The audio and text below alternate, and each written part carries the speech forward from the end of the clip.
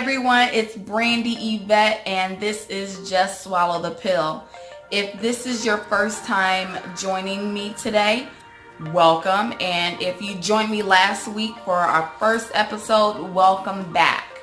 So last week I said that we would touch on that feeling that you get when you're initially asked for divorce, or you're told you're getting a divorce essentially, or even if someone is saying that they no longer want you, they no longer want to be with you, okay?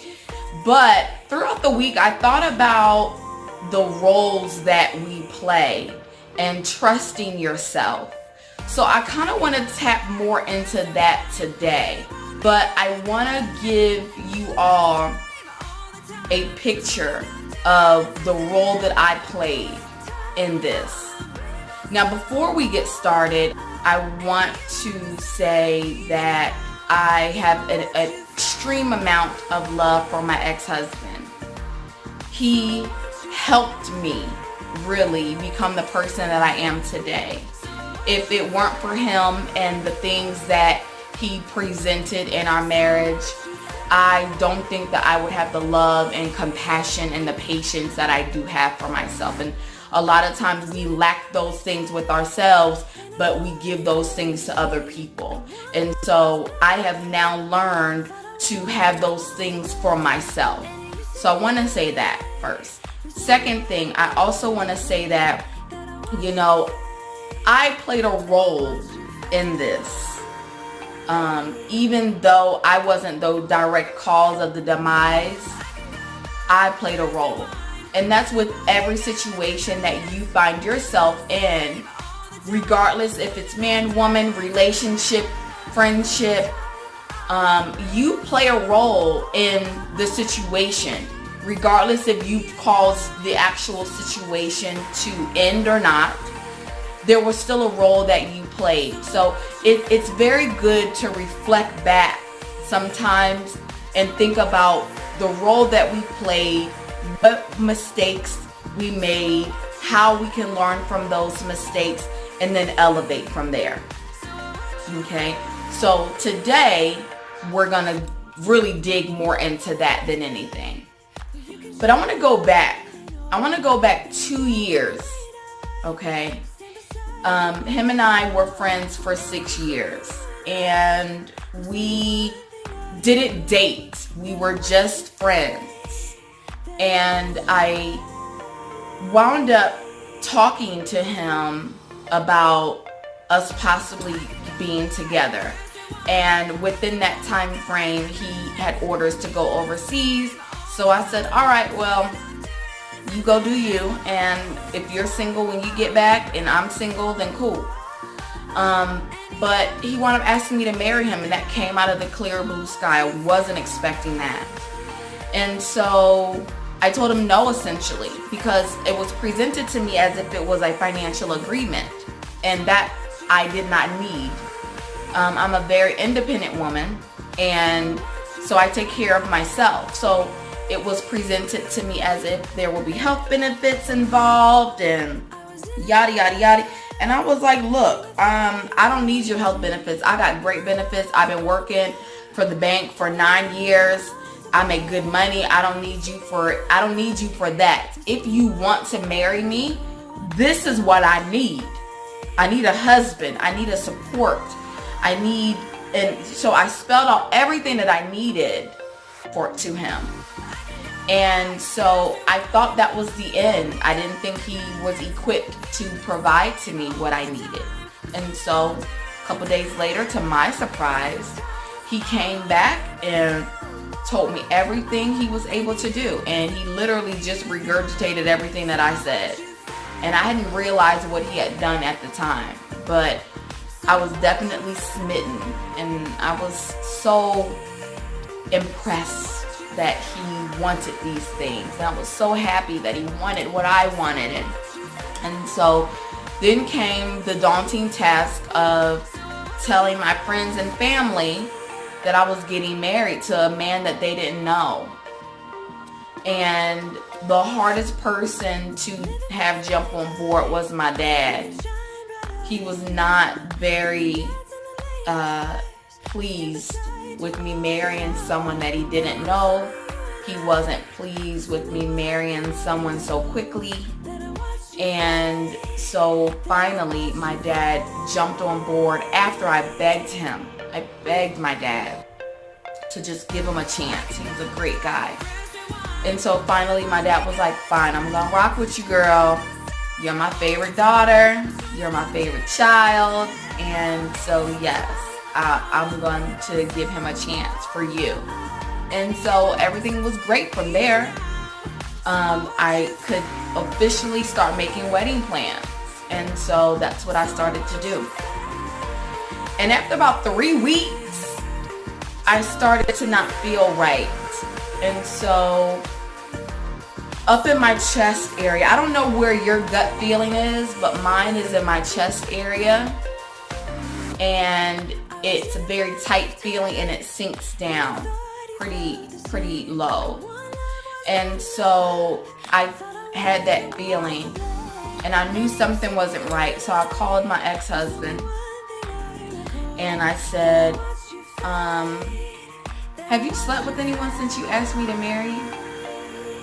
And I don't know why I even asked that. He had given me no reason to ask, to even think, to ask it, to think it. He was attentive, he was consistent, he was communicative, we talked all the time. So I don't know why I asked, but I was surprised that he said yes, he had. And he claimed that he didn't get the timeline right. He claimed, oh, I didn't know that I had asked you to marry me that day. I thought it happened after the fact. And so I was like, you know what? You've been honest. You've been accountable. You've taken ownership. Yes, you get a pass. I'm going to give you, this is your one-time pass. Can you assure me this won't happen again? We were on the same page. And so we moved on. And a month later, he calls me and says, hey, you know that situation? And I'm like, yeah, why are we talking about this? Like, I literally, we don't need to talk about this. And he goes, yeah, we do, because she says she's pregnant. And so I'm like, what? What do you mean? Like, pregnant? And so I literally am in a disbelief and shock. But after thinking about it, after a couple of days, I said, you know, it's not this baby's fault that this situation is sort of messy. So yeah, let's love this baby. Let's give all this love to this baby. Let's just, the baby deserves it. And so I said, okay, we got a baby on the way. Cool. And so I was moving forward, even though it was uncomfortable. It was not comfortable at all. But I pushed past it. I pushed through it, fought through it. And then 2 weeks later, another situation happened. And I'm going to keep that situation private between him and I. But I will say this, 99% of women would have walked away from him at that point. But I didn't. And I remember I asked myself, Brandy, what's happening? Like, what is happening? And I was just like, you know what? You gotta prove to him that you are wife material. And that means weathering all these storms, all the storms that's brewing.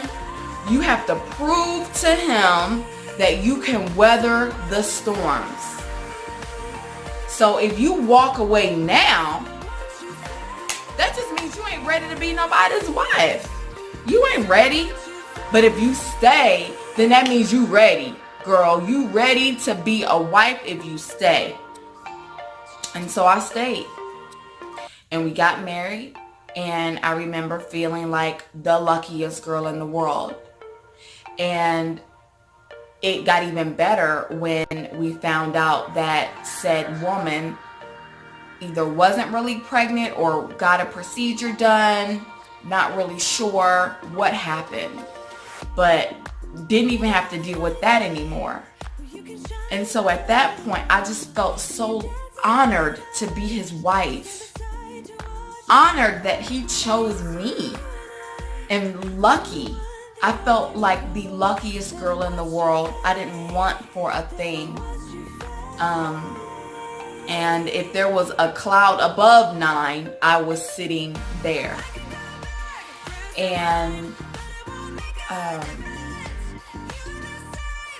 about a month later, actually it wasn't even a whole month, I think it was like 3 weeks later, I got a phone call from him stating that he had to go to urgent care. And so I was a little concerned, but you know, he was the type of person that took care of himself health-wise, so I knew it wasn't, I didn't think it would be anything serious. And so he called and said, well, the doctor said it's either I have either a urinary tract infection or gonorrhea. And I said, well, have you slept with anybody since we've gotten married? And he goes, no. And I go, oh, well, it's just probably a urinary tract infection. It's probably nothing. So I didn't even really think anything of it at all. And then Monday came and he calls and says, I have gonorrhea and you gotta get checked out too. And I remember thinking, oh my goodness, this gonorrhea lay dormant in his system for 3 months. And I'm talking to him and I'm asking him questions like, wait, okay, so this lay dormant, like how did that happen? And so as I'm talking to him, it's clicking. Everything is clicking. Clank, clank, clank, clank, clank, clank, like all the clicks. Girl, you've been cheated on. He cheated on you after y'all got married. 2 weeks after we got married. And this came just 5 days before I was supposed to present him to my daddy. How do you do that? How was I supposed to present this fraudulent person to my dad? And everything that I had felt, that lucky feeling, that feeling of being honored, was dissipated in a matter of minutes. And I remember him telling me he didn't take our marriage that serious at the time. So 2 weeks after we got married, you didn't take our marriage seriously and you went out and cheated and contracted gonorrhea and then potentially gave it to me. Come to find out, I did not have it. I did not get it at all. My test came back negative. And so I literally had to go to Atlanta and present this fraudulent person to my family, to my dad. And that was the hardest thing I have ever had to do. I'll never do that again. So I said all that to say this. The role that I played in my situation was that I did not trust myself. I didn't even know myself enough to trust myself. And today, as I reflect back, there were obvious signs. And I made the mistake like most women make, and I felt like I had something to prove. I compromised who I was as a woman for this man and this relationship that did not deserve my presence. I stayed because I was embarrassed. I had told everyone I was married, and I just wanted to be so wrong about him.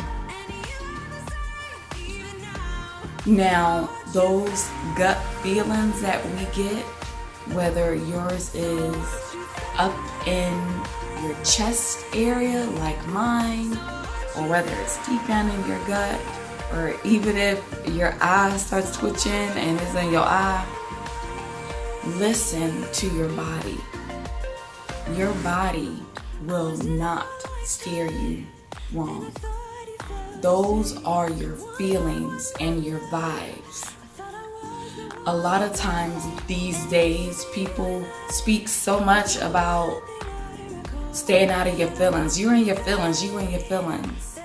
But really, that's where you need to be, because your feelings, what you're feeling, is your protection. You have to protect yourself. It is your responsibility and your responsibility only. That's your one job, protect you. Listen to your body. Your body will let you know when something is not right. I know I personally have gotten so good at this that as soon as I don't feel right about something or someone, I immediately separate myself from that person or that situation, period. I do not stick around for the confirmation of it all, because I know a lot of times we like to wait and see. I no longer wait and see. My life and my peace depends on it. Things don't come out of the blue like we like to think they do. There were signs along the way of danger. You either listen to them or you don't. Another thing about trusting yourself is knowing that your answers lie within. I know when I asked Brandy, "What are you doing?"